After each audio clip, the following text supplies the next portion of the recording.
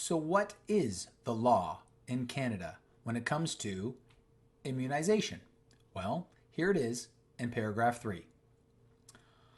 Unlike some countries, immunization is not mandatory in Canada. Let me repeat that to you. Unlike some countries, immunization is not mandatory in Canada. And here's why. It cannot be made mandatory because of the Canadian Constitution. Do you see that there? Nothing that is said after that period, and that is a period, overrides that statement right there. Now, if that law troubles you, guess what? There's other countries that don't have this position, so you can move to those countries. Feel free. That's up to you. What I can tell you is here in the country of Canada, there is a law.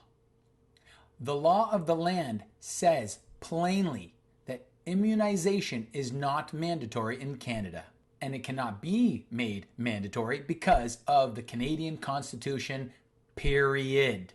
That's it. Now, for all of you who might say, well, then we'll make you do a PCR test every 3 days.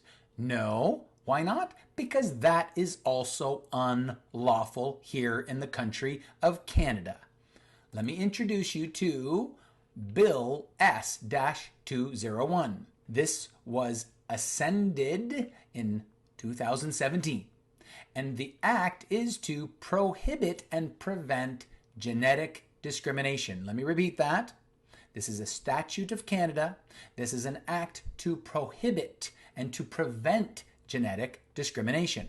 Now, let me take you right here to the interpretation of what a genetic test is, just in case you're thinking that that is not a PCR test. Well, you would be wrong. Here is the definition right in the law itself.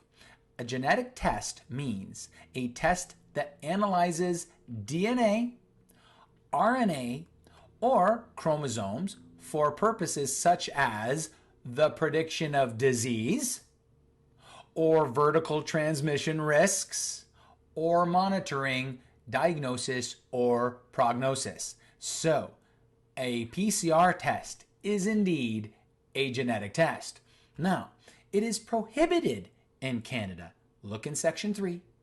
It is prohibited. I'm going to highlight that for you, just so you all can see that. It is prohibited for any person to require an individual to undergo a genetic test as a condition of providing goods or services to that individual. So if I'm going to the dentist, you can't ask me for a PCR test. If I'm coming into a grocery store to buy some salad, you cannot demand that I give you a genetic test. Nor can you demand that I be inoculated and show proof of inoculation. I don't have to show proof of any kind of immunization because it's against the Canadian Constitution to force me to do it in the first place.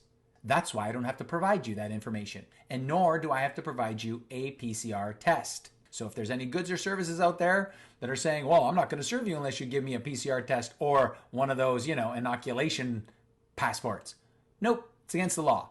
Period. I want to go back to this one. See that period there? Yeah, it's a period. Period. Now, it is also prohibited for any person to require an individual to undergo a genetic test as a condition of entering into or continuing a contract or agreement with that individual. Employment is a contract. It is an agreement. So, if I don't provide you a genetic test, too bad. That's the bottom line. I don't have to. I don't have to provide you with one. We have a contract. We have an agreement. So you can't make me give you a PCR test, period. And by the way, if you're one of those people who say, well, if you don't provide me this information, we're not going to enter into a contract or an agreement. Well, guess what? That's unlawful. You just broke the law. If you say, well, I'm not hiring you because you won't provide me a PCR test, guess what? You just broke the law. You're a criminal, period. It is also prohibited for any person to require an individual or undergo a genetic test as a condition of offering or continuing specific terms or conditions in a contract or agreement with that individual. Okay? So you can't alter anything in our agreements or in our contracts if I don't provide you a genetic test. Period. I don't have to.